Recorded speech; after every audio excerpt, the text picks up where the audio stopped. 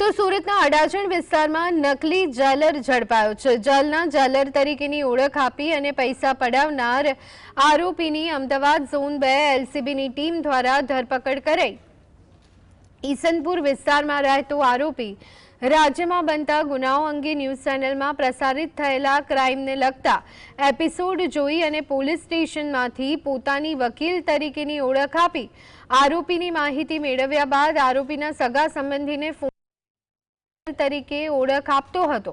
અલગ અલગ સુવિધાઓ આપવાના બહાને ઓનલાઈન પૈસા બેંક ખાતામાં ટ્રાન્સફર કરાવતો।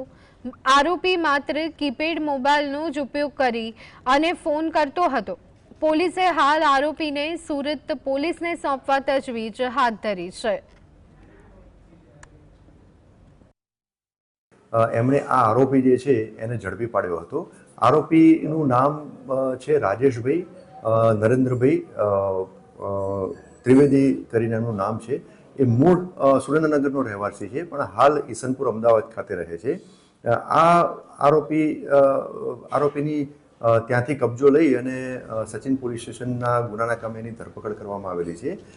તપાસ દરમિયાન જે માહિતી મળેલી છે અને જે આરોપીના વિરુદ્ધમાં જે ગુના દાખલ થયેલા છે એની હકીકત પણ મેળવવામાં આવેલી છે। તો આજ અંગે વધુ વિગત મેળવી લઈએ। સંવાદદાતા સાહિસ અમારી સાથે જોડાઈ ગયા છે। સાહિસ, સુરતમાંથી નકલી જેલર ઝડપાયો છે, શું વિગતો મળી રહી છે?